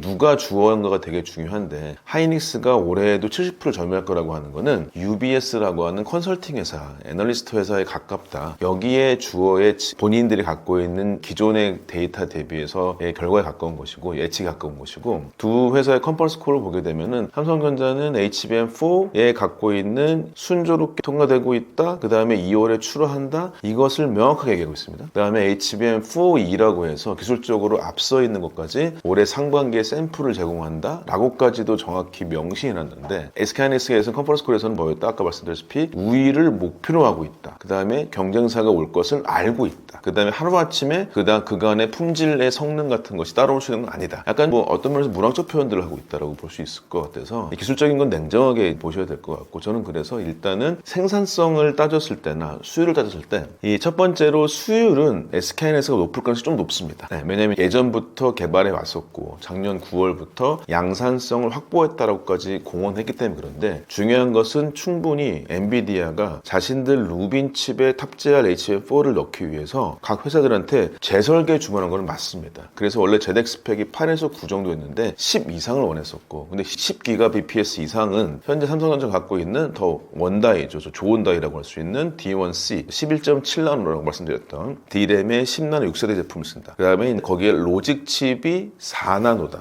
그 다음에 SK하이닉스 같은 경우는 D1B라고 하는 12.8나노 정도의 스위치를 갖고 있는 10나노 5세대 칩을 쓴다. 다이를 쓴다. 거기다가 파운드리가 가장 큰 문제죠. 로직 칩을 8나노나 12나노 TSMC를 쓴다라고 되어 있습니다. 이 두 가지는 생각보다 굉장히 큰 차이가 되고 있습니다. 이걸 산술적으로 말씀드리면은 이 D램 D1C와 D1B의 그 사이즈 차이는 결국에 뭐냐면 전력 용량 차이거든요. 통상적으로 전력 용량이 삼성전자가 10% 정도 절감이 됩니다. 그게 무슨 얘기냐? 삼성전자가 그동안 발열에 되게 취약했지 않습니까? 이 발열에 취약한 소자가 맞긴 맞은데 소자가 켜지는 전력 용량이 줄어드니까 그러니까 말하자면 에너지가 줄어드니까 당연스럽게 갖고 있는 힘이 줄어드니까 열이 덜 발생되겠죠. 같은 에너지겠죠. 그러니까 전력 에너지가 덜 든다. 덜 드니까 열이 덜 발생된다. 발열이 개선된다. 이렇게 됐고요. D램 원다이가 그렇게 활용이 되는 것이고 거기에 더 중요한 게 바로 여기 있는 로직 다이인데 로직의 4나노하고 만약에 12나노다. 여기는 실제로 어느 정도 차이 나냐면은 거의 2.5배 정도의 전력 용량 차이가 나게 돼 있습니다. 말하자면 이 정도의 성능 차이가 나는 것들이 있는 데다가 삼성전자는 바로 옆에 같은 기흥과 화성 쪽에 로직 다이 산업을 만들어줄 수 있는 테스트를 무한히 반복할 수가 있겠죠. 그러면 여기에 D램 D1C 다이가 있는 12개짜리 D램 뭉치하고 로직 다이가 붙어있을 때 이 테스트를 무한 반복할 수가 있고 만약에 고객의 요청을 온다면 재설계를 또 할 수가 있습니다. 근데 재설계도 없이 통과했다고 나오고 있고요. 근데 실제로 D1B를 쓰고 12개짜리 뭉치에다가 실제로 로직 반도체 12나노를 쓰고 있다고 하는 것은 TSMC인데 여기서 아무리 다이를 많이 공급받다 할지라도 테스트가 여간 쉬운 것은 아닙니다. 만약에 재설계 요청이 된다면 만만치가 않다는 것이고요. 그래서 이제 거기에서도 뭐라고 나왔냐? 컨퍼런스 콜도 이렇게 나왔어요. SK하이닉스는 D1B 제품에도 불구하고 고객사 만족하는 성능을 낳았다는 게 대단하다라고 얘기했고 D1C를 만들고 있는 삼성전자는 D1C를 통해서 고객사 요청 대비 더 높은 성능을 구가했다. 아시겠지만 D1B나 D1C는 솔직히 알 바 아니고요. 고객사 같은 경우는 성능이 잘 나오면 좋은데 하이닉스는 품질을 통과할 정도인 거고 삼성전자 같은 경우는 품질을 넘어서는 정도의 제품을 쓰고 있다는 것이죠. 그러면 누구 걸 쓰게 될까요? 이런 형태가 되어 있습니다. 그래서 이것이 웨이퍼 생산성이나 기존의 수율성을 봤었을 때는 가격 측면에서는 말하자면 삼성전자가 원가를 더 투여한 겁니다. 수율도 낮을 거기 때문에 원가가 비쌀 수 있어요. 그러니까 판가로 봤었을 때나 이익을 봤을 때는 덜할 수도 있지만 기술적으로는 상당히 앞서간 게 사실이긴 합니다. 이것을 확인한다면 기존의 HBM3E의 거의 뭐 강약 아주 그냥 강자인 SK하이닉스와 삼성전자 대비해서는 지금 삼성전자가 훨씬 더 높은 위치에 있을 것이고 이것의 투자 여부나 수율 확정 여부 이런 거에 따라서 삼성전자가 HBM4에는 상당폭 유리한 측면이 오게 됐다. 2년 만에 서력이 됐다라고 볼 수 있을 것 같고 이런 것을 좀 더 집중해서 말씀을 드렸습니다. 메모리 가격이 오르면서 다른 산업이 흔들리는 모습도 보이는데 이건 어떤 변화로 봐야 하나요? 네, 이번에도 수많은 기사들이 나오고 있습니다. 애플이 자기들의 핸드폰을 만들까 말까 고민 중이다 라고 또 얘기 나오고 있습니다. 왜냐하면 메모리가 너무 올라서입니다. 지금 여러분들 쓰시고 계신 모든 제품에는 시스템 반도체, 메모리 반도체라고 하는 소위 기억과 처리를 해주는 반도체가 필수로 들어가게 돼 있습니다. 이게 1950년에 만들었던 폰 노이만이라는 천재가 만들었던 컴퓨터를 만드는 방식인데요. 그동안에 어떻게 됐냐? 메모리는 단위 기능을 해주는 어떤 하나의 부품, 코모도티라고 얘기할 수 있겠죠. 일반 부품으로서 시스템보다 훨씬 더 귀중하고 머리가 좋아야 되고 설계하기 어렵고 더 중요하다고 생각합니다. 근데 여기에 둘의 발달이 어떻게 진행됐냐? 메모리 같은 경우는 단위 기능을 하기 때문에 점점 면적을 줄여가면서 집적도를 향상하는 방식으로 발전이 됐습니다. 많이 들어보셨고 제가 TV에서 많이 말씀드렸지만은 여기는 주로 용량을 중심으로 발달됐다. 시스템 반도체는 뭐냐? 기능과 속도를 중심으로 발달됐습니다. 근데 이렇게 됐는데 지금 우리 인공지능에 오다 보니까 어떻게 됐냐면 아무리 뭐 GPU나 CPU가 빨라도 데이터가 메모리에서 읽질 못하면 아무리 빨라도 무용지물인 것이죠. 이렇게 됐습니다. 그러니까 이 대부분 이 현재 우리가 인프라 서버용 쓰여지는 엔비디아나 등등등 회사들의 에이직 반도체를 포함해서 AMD든 뭐 구글의 TPU든 이런 모든 것들의 실제로 인프라용 서버용 반도체가 엄청난 형태의 데이터를 요청을 하는데 그 데이터를 해석하고 처리할 수 있는 능력을 많이 갖췄습니다. 근데 데이터가 안 들어온다는 거죠. 데이터가 안 들어온다? 그럼 여기서 중요한 게 누가 되냐? 빠르거나 속도가 좋다고 하는 GPU나 TPU 문제가 아니라 데이터를 얼마나 빨리 불어넣을 수가 있다고 하는 이 메모리의 중요성이 강조되고 있고요. 그럼 이 메모리가 같은 공장에서 D램이든 낸드든 만들어지는데 여기에 들어가는 메모리를 우리가 HBM용 서버용 메모리라고 말씀드린다면 이거랑 동일한 공장에서 뭐가 만들어지냐? LPDDR이라고 해서 핸드폰용 저전력, 로우 파워죠. 저전력 메모리 만들어지기도 하고요. 우리가 나오는 PC용 메모리도 여기서 만들어집니다. 이 세 종류는 실제로 코어는 거의 안 됩니다. 이게 설계하는 게 조금씩 다르거든요. 그래서 이렇게 본다면 우리가 메모리 회사 같은 경우는 돈이 가장 비싼 게 HBM과 서버용이라. 그럼 여기에 대부분 투자를 집중하겠죠. 그러면 당연스럽게 여기 LPDDR이라고 할 수 있는 모바일 D램과 그 다음에 PC용 D램에서 수급이 떨어집니다. 그럼 여기가 또 풍기가 나겠죠. 이렇게 돼서 서버용 시장에서 가장 비싸게 팔리는 메모리가 메모리 회사들의 실적을 견조하기 때문에 저희들 풀캐파가 늘어나지 않는 상황에서는 당연스럽게 메모리에 연관되어진 핸드폰, 메모리에 연결되어진 노트북 이런 것이 다들 심각하게 품귀 현상이 됐고 여러분들 아시겠지만 노트북 지금 못 사거든요. 다들 기존에 보통 200만 원 했던 게 300만 원 하고요. 100만 원 했던 게 저가 PC가 더 비싸지고 왜냐면 메모리를 못 구해서 그랬어요. 이건 산업세계뿐만 아니라 우리 삶에서도 지금 메모리가 없어가지고 뭘 하지 못할 정도가 됐습니다. 그래서 지금 메모리 가격이 이제는 어떤 면에서는 삼성과 하이닉스 혹은 마이크론 일부가 만들어왔던 단품의 시장이 아니라 이런 모든 반도체를 포함한 IT 업계에서 메모리를 중심으로 변화되는 것이 아니냐. 실제로 메모리 센트릭한 변화가 있는 것이 아니냐라고 얘기 드릴 수 있을 정도로 큰 산업의 역할을 미치게 됐고 이것은 모든 산업에서 IT화가 일어나고 있는 현재 피지컬 AI를 따질 필요도 없는 것이죠. 지금 제조업 자동화, 조선도 자동화 모든 게 자동화되어 있는 상황에서 이 모든 속도에 연관되어진 건 메모리가 중요하다. 메모리가 있어야 실제로 제품이 만들 수가 있다. 하나도 없으면 안 만들어진다. 그러니까 품귀가 됐다. 성능이 중요하다. 계속 이렇게 반복되면서 지금 메모리가 실제로 IT 산업의 중심이 됐다라고 얘기를 충분히 드릴 수가 있을 것 같습니다. 이런 상황에서 시장을 볼 때 사람들이 가장 조심해야 할 점은 뭐라고 보시나요? 일단은 증권사에서 일하시는 분들은 참 죄송한 얘기긴 한데 기존의 뷰로서 우리가 시장을 보거나 메모리 반도체 시장을 보면 안 되겠다는 생각부터 들긴 합니다. 그러니까 이제 뭐 기본적으로 우리나라 주가가 2,500에서 5,000까지 거의 1년 만에 올라버렸고 다 불안한 상황이 돼 있긴데 이거는 이제 기본적으로 반도체가 쌍끌이한 건 맞겠다라고 얘기 드릴 수 있겠고 여기에도 우리가 알고 있는 여러 가지 뭐 법적 개정들도 많이 돌아가서 충분히 많은 도움이 주고도 있기도 하고 지금 아시겠지만은 뭐 부동산 자금이 오는 것까지 아직 오진 않았는데 특히 은행에서 소위 적금하던 분들이 많이 넘어오고 있죠. 이런 펀드가 온다. 근데 두 번째로는 국가에서 연금을 국민연금에서나 이런 소위 연기금들이 해외 주식이 아니라 국내 주식을 돌릴 수 있도록 약간 정책적으로 어떤 형태에서는 좀 제한을 하고 있다. 이런 걸로 보시게 된다면 결국에 수급이 나아질 수 있겠다라고 얘기 드릴 수 있을 것 같아요. 이건 그쪽 전문가들이 할 부분인데 저는 이것을 국내 애널리스트 분들 쪽에 가격 예상을 보는 것보다 때로는 요새 구글 번역이 잘 돼 있기 때문에 아시겠지만 LLM 같은 거 돌려가지고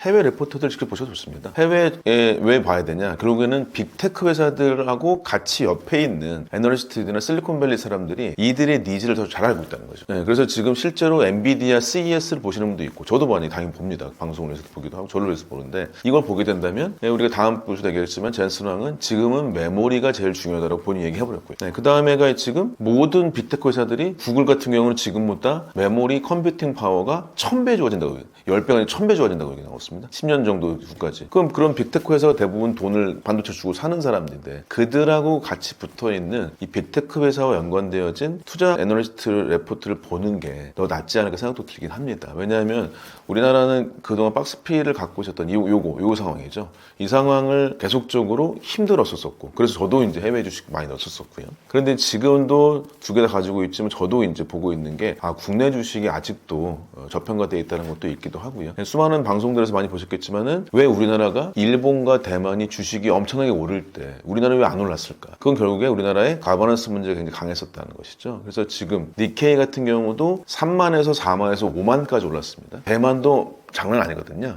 대만 지수도 엄청나게 올랐습니다. 근데 거기에 무슨 집중된 기업 TSMC도 있기도 하고요. 근데 일본은 그런 기업도 없는데 엄청나게 가격이 올랐습니다. 왜냐하면 거기에 미국 증시가 엄청나게 올랐다고 생각했던 그 자금들이 아시아 쪽에 저평가된 시장들로 자금이 다 몰려간 것이고요. 지금은 이때 아직 한국으로 돈은 덜 왔다는 얘기가 굉장히 많이 있습니다. 그래서 우리가 비율을, 그럼 그런 쪽에 전문가들이 있으니까 저도 이제 들은 얘기니까, 중요한 것은 첫 번째로는 반도체의 수급을 조절하는 수요라고 하는 게 이 빅테크 회사가 메인인데 이들의 수요가 끝이 없다. 그렇기 때문에 이것을 기존에 갖고 있는 상식으로 보기는, 그 다음에 메모리 가격이 메모리 중심이 되면서 어떤 거는 뭐 5배, 6배 이거는 도 있는데, 지금은요 단기간을 어떻게 되냐, 스팟 가격이라 그래서 15배, 20배까지도 봤습니다. 왜냐하면 가장 급해요. 말하자면 우리나라 뭐 요즘은 TSMC 맡겨 있는 곳에 메모리가 없어서 진행이 안 돼요. 그러면은 칩이 나와야 내가 물건 팔 수 있기 때문에 그 빅테크 회사나 칩 회사들은 뭐죠?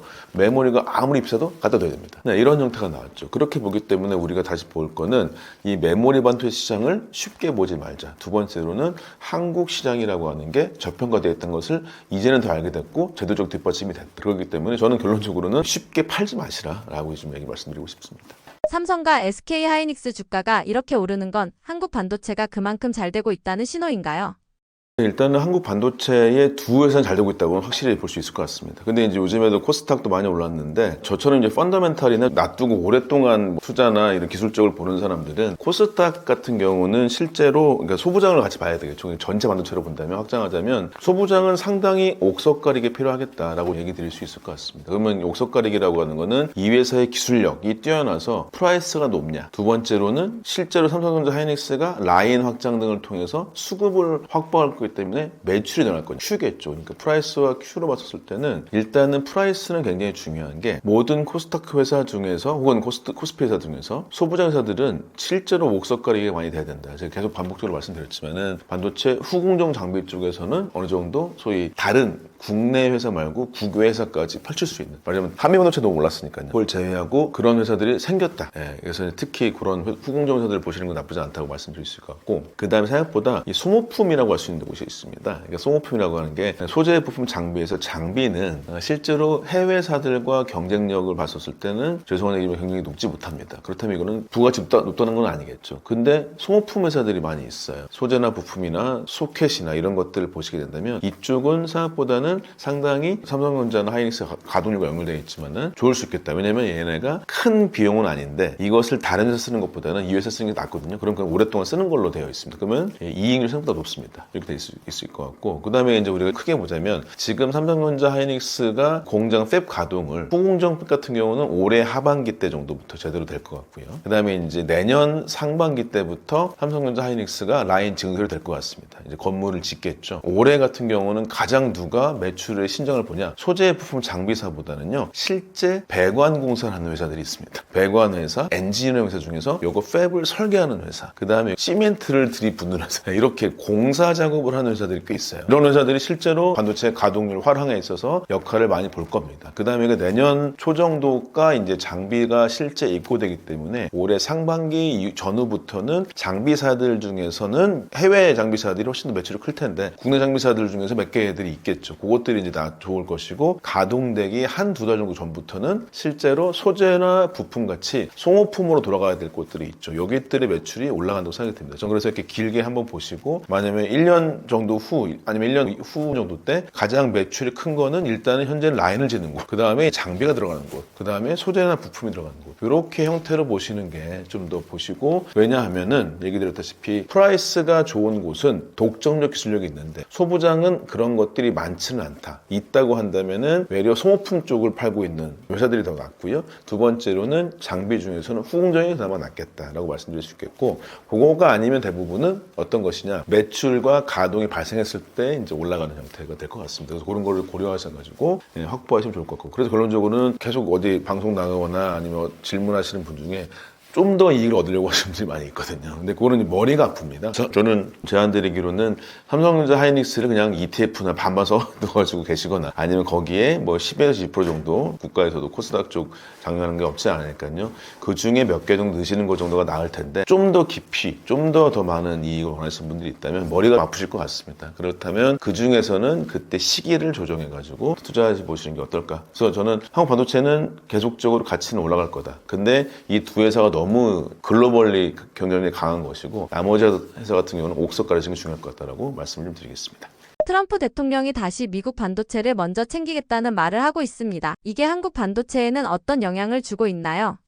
정치적 영향이 어떻게 될 것인가의 문제는 상당히 중요합니다. 실제로 미국은, 그다음에 이제 특히 서구는 이 설계와 생산에서, 반도체에서 설계를 부가가치 높고 그다음에 똑똑한 사람들이 많이 하기 때문에 설계를 살리고 생산을 이제 아시아로 넘겼던 시기가 오랫동안 있었었고요. 그것의 여파가 지금 삼성전자, 하이닉스, 그다음에 TSMC처럼 이 거대한 반도체 기업들이 아시아에 생기는 효과를 마련했다고 볼 수 있을 것 같습니다. 물론 이제 그 앞서서 1980년대 중반 정도에는 일본이 한번 망했죠. 그래서 그런 것들이 삼성 쪽이나 대만 쪽에 굉장히 큰 수혜가 된 것도 사실이긴 합니다. 근데 이제 봤더니 설계를 아무리 잘해도 물건이 안 만들어지면 아무것도 아니네 라고 하면서 바이든 정부 때는 소위 얘기해서 IRA 법안 같은 걸로, 지금 뭐 법안 같이 좀 더 뭐 점진적이고 혹은 어떤 면에서는 있어 보이는, 격식 있는 것처럼 하는 것 대비해서 트럼프는 그냥 대놓고 관세를 내든지 아니면은 우리한테 만들든지 두 가지를 선택하라고 하고 있습니다. 여기에 반도체 산업에 우리나라는 위기가 될 수 있겠다. 그렇지만 위기는 우리나라한테는 분명히 기회가 될 수 있다고 생각이 들긴 합니다. 왜냐하면 가장 중요한 게 바로 메모리라고 하는 점점 중요해지는 반도체를 마이크론이라는 회사가 보통 20% 만든다고 친다면 나머지 70% 정도는 한국이 만들 수 있다. 근데 이것이 없으면은 아무것도 만들어지지 않는다라는 게 지금 이미 알고 있고요. 뭐 인텔한테 인텔이 메모리 만드는 데 접근해 본다? 인텔이 메모리 만든 지는요 약 40년이 넘었습니다. 그것도 있고, 물론 인텔이 만들려고 한 적이 있습니다. D램과 낸드를 가운데로 해주는 뭐 P램이라고 해서 PC램이라고 해서 스위치가 다른 모양인데, D램하고 낸드, 아까 말씀드린 대로 D램은 속도가 빠른데 저장은 안 돼. 낸드는 속도 느린데 저장이 많이 돼. 이것이 애매하게 속도도 적당히 빠르고 저장도 되는 이렇게 P램이라고 하는 걸 만들었다가 인텔이 말아먹습니다. 그게 한 10년 정도 넘었고요. 그렇기 때문에 메모리 산업을 인텔이 지원한다고 하는 것은 어떤 면에서는 쉽게 얘기해서 저기는 이미 성이 다 젖어 있는데 지금부터 성을 짓는다는 건 마찬가지거든요. 그런 거는 적절하지 않은 것 같아서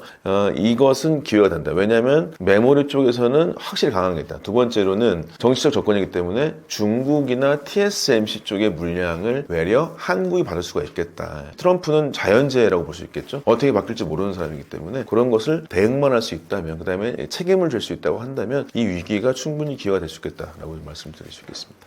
미국이 반도체를 자국에서 만들려는 움직임을 보이고 있습니다. 그 과정에서 한국 기업들은 지금 어디에 필요해지고 있나요? 미국 특히 반도체에서 이제는 팹을 건설하겠다. 이게서 대표적으로 마이크론이라고 하는, 지금은 미국 회사지만 대부분의 엔지니어들은 싱가폴과 대만과 일본에 있습니다. 팹도 대부분이 세 군데 있고, 근데 마이크론이 공헌한 게 아무래도 트럼프 때문에 그렇겠죠. 뉴욕주 위쪽에다가 제 기억에 우리나라 돈으로 보자면은 100조 원 정도로 기억이 됩니다. 100조 원 정도로 기억이 되는 메가 팹을 짓겠다. 이렇게 얘기를 했어요. 이 팹을 짓겠다고 하는 의미는 무엇이냐? 결국에 뉴욕주 위쪽에서 생산을 하겠다라고 해서 이제 분산 전략을 가지고 팹을 미국에 준다고 얘기할 수 있을 텐데, 이것이 과연 효과적일 수 있느냐, 그 다음에 이제 그게 얼만큼 매력이 있을 것이냐 여부인 것이고, 그거는 이제 우리가 2년 뒤에는 이제 알아볼 수 있을 것 같습니다. 팹을 짓는데 1년, 그 다음에 이제 실제로 라인 들어가서 웨이퍼 짓는데 2년. 그래서 이제 보통 올해 당장에 짓더라도 2년 뒤에 웨이퍼가 나오기 때문에 2년 뒤를 보아야 될 것 같고요. 그러면 이제 우리나라의 기업들은 어떻게 될 것이냐. 지금 삼성전자, 하이닉스가, 삼성전자는 아주 오랫동안 실제로 텍사스 오스틴이라고 하는 곳에 팹을 지었고요. 지금 그곳에서 이제 매출이 발생하고 있고, 두 번째로는 이제 테슬라 쪽에 얘기하는 테일러 팹이라고 하는 게 이제 올해 말 정도 때 웨이퍼가 들어갈 것 같습니다. 그래서 이런 형태가 있어서 삼성전자는 이미 미국에 투자한 것들이 기간이 굉장히 길다. 라고 말씀드릴 수 있겠고, 하이닉스는 통상적으로 HBM용의 팹만 후공정 쪽으로 이쪽으로 짓는다고 하는 게 현재 업계의 전망이라고 볼 수 있을 것 같습니다. 인디애나 짓고 있는데요. 이렇게 되어 있는 상태에서는 일단은 적절하게 팹을 짓는 거는 맞겠다. 그래서 삼성전자 하이닉스가 그럼 어떻게 하냐? 미국 내 테크 회사들의 수주를 받아서 그런 것들을 만드는 형태로서 일단은 트럼프가 얘기했던 미국에서 제품 팔 거면 미국에서 지어라. 그렇죠? 이렇게 얘기했던 것이 어느 정도를 많이 들을 수 있겠고, 그것과 연결해가지고는 결론적으로는 삼성전자 하이닉스 같은 경우에는 미국에서의 생산성을 높여주는 것들이 적당히 눈치를 보고요. 왜냐하면 이제 반대로 보자면 대만 같은 경우는 TSMC가 원래 2,500억 달러 정도를 투자하겠다고 했다가 그 다음에 지금 그거를 2배로 올렸습니다. 그 정도로 이제 아주 큰 금액을 투자하겠다고 이미 공언을 해놓은 상태이기 때문에 한마디로 정치적 상황 때문에 타격을 입은 걸로 볼 수 있겠죠. 왜냐하면 TSMC 아리조나에 3나노 팹을 지었더니 이 팹에 들고 있는 비용과 손실액이 생각보다 큽니다. 대부분 이제 현재는 마이너스 정도로 매출 대비 손실을 보고 있는 상태라고 볼 수 있을 것 같은데, 그렇기 때문에 각 회사들이 그다음에 아시아에 있는 대부분의 생산 팹을 갖고 있는 회사들이 미국에 짓긴 하겠다. 그 다음에 이제 그것을 적절하게 방어하는 형태로서 트럼프의 이 상황을 좀 더 우리가 확인해 보고 따라가야 되지 않을까라고 제가 얘기 드릴 수 있을 것 같습니다. 삼성과 SK 하이닉스가 가진 메모리 기술은 다른 나라에서 쉽게 따라오기 어려운 영역인가요? 안 그래도 그 많은 분들께서 이거 물어보시더라고요. 그러니까 메모리 반도체가 그렇게 딴 데서 만들기 어렵냐. 결론적으로 이 얘기입니다. 근데 메모리 반도체를 처음 만들었던 거는요, 거기입니다. IBM에서 D램을 맨 처음 만들었고, 그 다음에 이제 모토로라에서 만들다가, 그 다음에 굉장히 많은 회사들이 만들다가, 인텔에서 메모리 만들다가, 네, 이렇게 하다가 이제 반도체를 만들지 않다가 요거의 메모리 반도체를 일본이 받게 돼서 일본이 1970년대부터 80년대 중반까지만 해도 일본이 전체 업계 메모리 1등을 했었었고요. 메모리 회사를 포함해서 전체 반도체 이익의 1등에서 10등까지 있을 때 7개 회사가 일본에 속할 정도로 대단히 위세가 컸었죠. 근데 그러다가 이제 메모리를 하려고 했던 게 삼성전자였었고요. 현대전자, 그러니까 SK하이닉스 전신이죠. 현대전자와 LG반도체가 시스템 반도체 같은 걸 만들고 S를 만들려고 하다가 SK하이닉스가 수많은 법적 공방과 감자 상태를 끝난 다음에 2000년부터는 바로 삼성전자와 함께 D램을 만들기로 이제 결정을 했습니다. 이 두 회사가 계속적으로 경쟁적인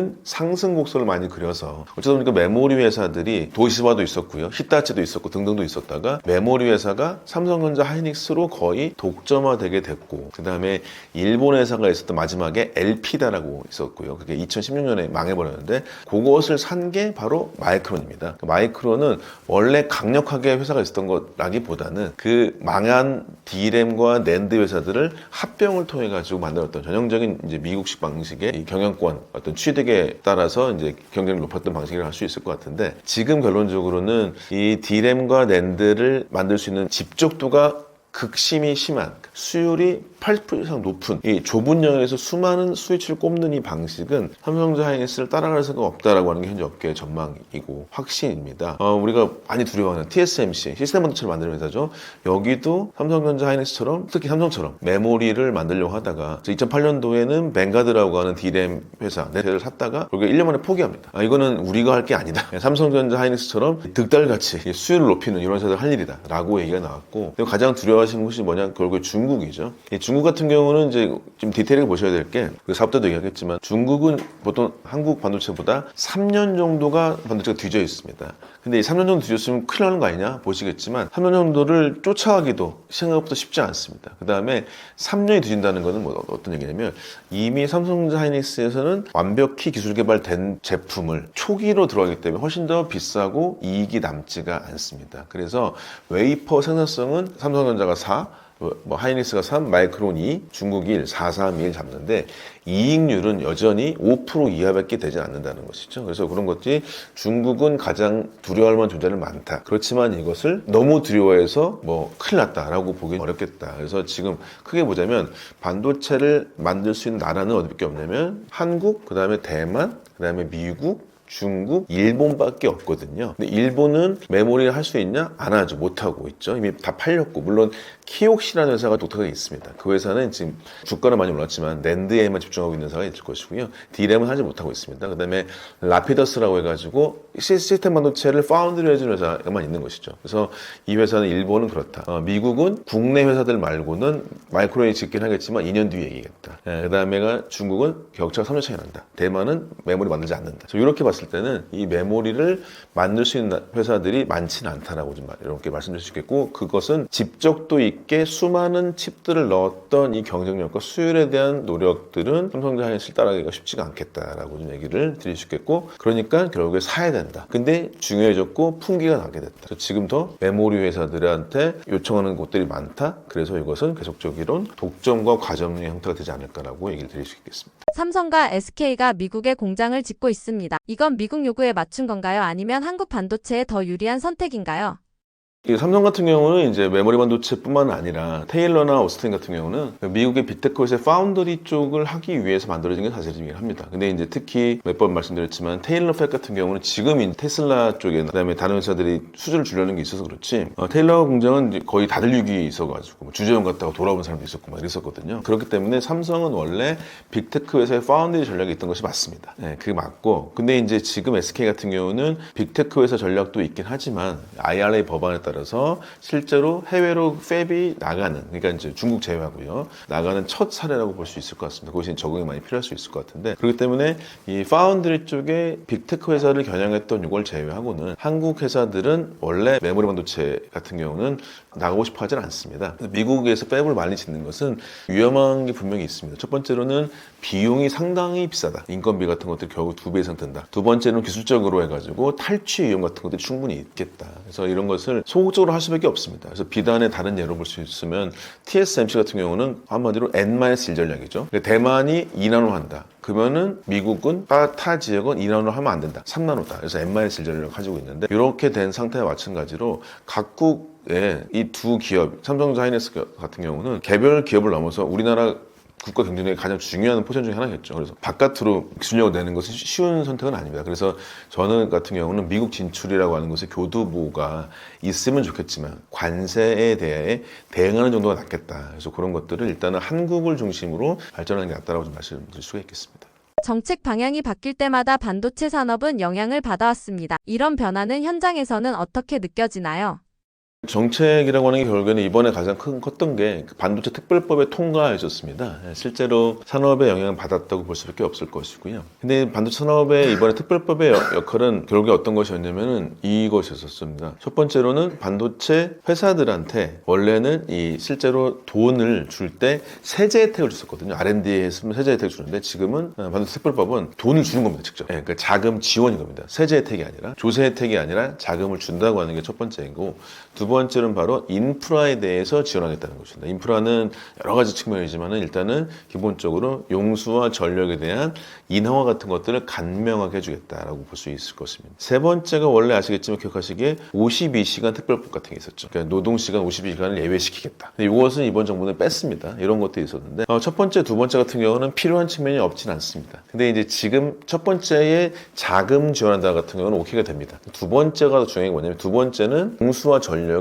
이 수도권 집중 문제가 굉장히 강하게 대두되고 있는 상태입니다. 사람마다 다르시겠지만 일단은 대표적으로 뭐냐, 용수와 전력 문제를 해결할 수 있다라고 가정하는 것이 잘못된 일입니다. 인허가가 된다고 해서 용인에 삼성전자 하이닉스 팹을 짓는다고 하는 것을 놔두는 것은 저는 참 특이한 게, 지금 그 두 회사가 2030년까지 공장을 팹을 다 지으면요, 원전이 15개가 필요하거든요. 그러면은 지금 수도권이 원래 쓰고 있는 전력량의 거의 40% 육박하게 돼 있습니다. 그러면은 그게 만약에 발전소를 짓지 못한다고 한다면은 실제 라인 구동은 어렵습니다. 그래서 이제 용인 분들이 특히 반도체 수호하겠다고 우리한테 팹을 지어줘 뭐 이러고 계시는데, 실제로 전력 용량이 제대로 되지 않으면요, 반도체 팹 돌리다가 자기들이 불을 꺼야 돼요. 네, 블랙아웃이 본인한테 일어납니다. 그러니까 이게 잠깐 이해를 못 하시는 것 같더라고요. 그래서 저도 뭐 수도권 시민의 한 명 얘기를 하는데, 용인 팹이 들어간다는 것은 수도권 전체 블랙아웃을 의미할 수도 있습니다. 그래서 이런 것은 우리가 꽤나 좀 주의할 필요가 있겠다. 그래서 이거는 입지 선정에 대해서 인프라에 대한 기본법은 통과가 됐는데, 용수와 전력에 대해서 아주 과학적이고 합리적인 절차가 필요하겠다. 그래서 실제로 이 지산지도죠. 에너지를 가지고 에너지를 생성한 곳이 거기서 써야 된다. 네, 이런 형태를 가지고 된다면, 그동안 지금 용인 팹 같은 경우가 지어지게 된다면 다른 곳에서 전기를 끌어다 쓰거든요. 그러면 또 다시 송전 송전선이 필요합니다. 송전선은 거의 20년 됐는데 밀양 사태 기억나시겠지만요. 그 송전선 하나 짓는다고 했을 때 아주 큰 사회적 갈등이 벌어졌었습니다. 그래서 송전선 같은 거는 실제로 없애야 되는 게 맞다. 그러면 이제 수도권 집중의 팹이라고 하는 거를 우리가 한번 재고민해야겠다라고 말씀드릴 수 있겠고, 그게 세 번째와 연결됩니다. 세 번째가 뭐냐면 결국에 인력 문제거든요. 이 인력 문제는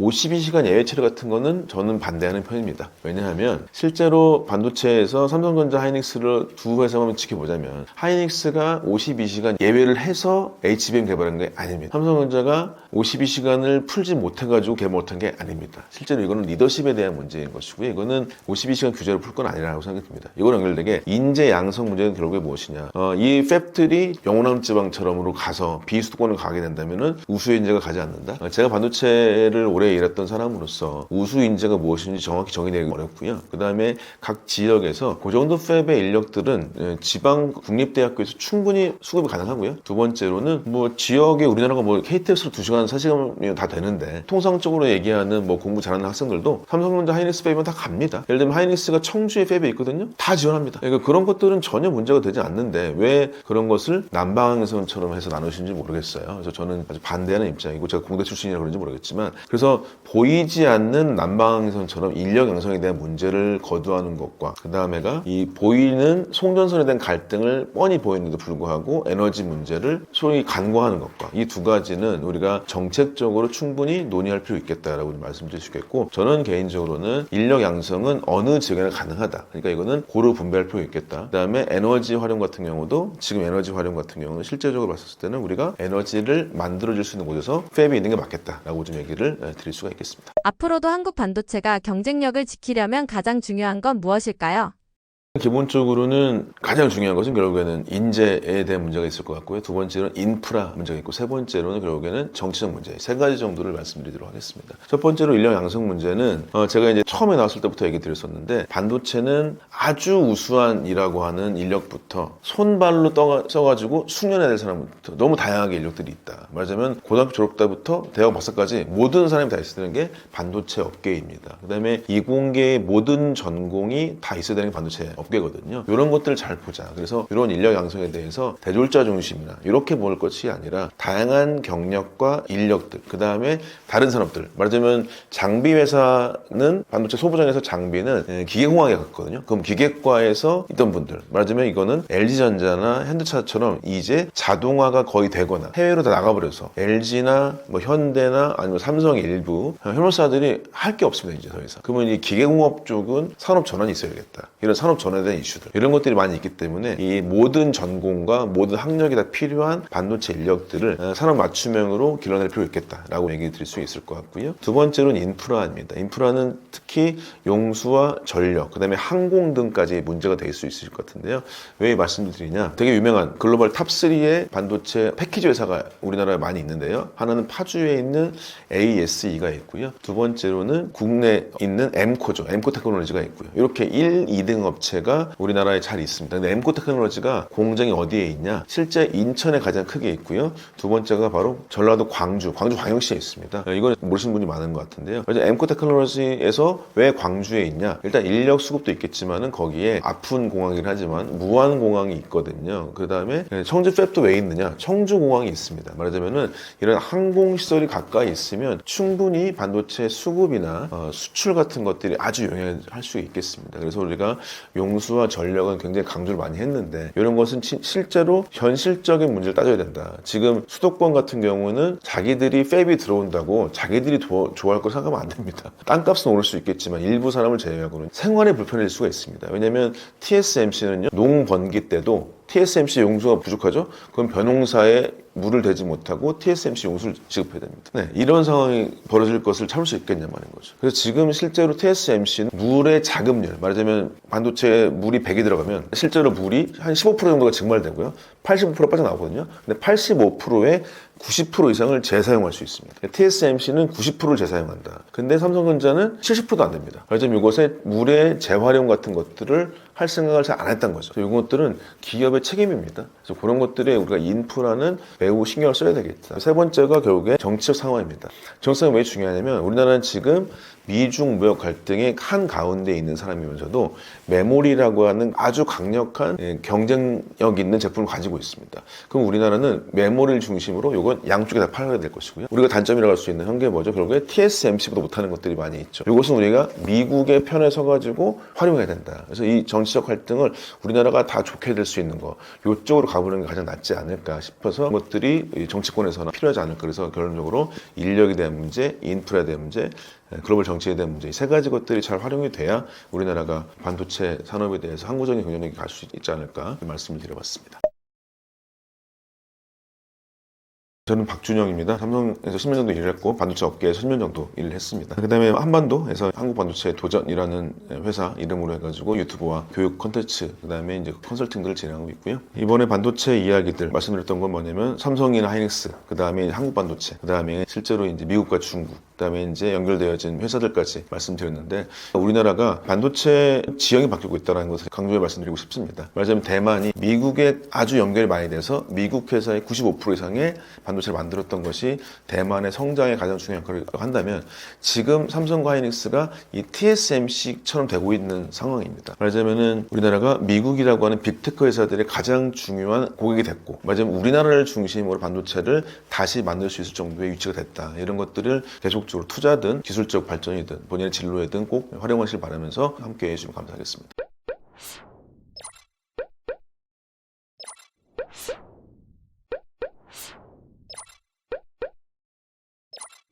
you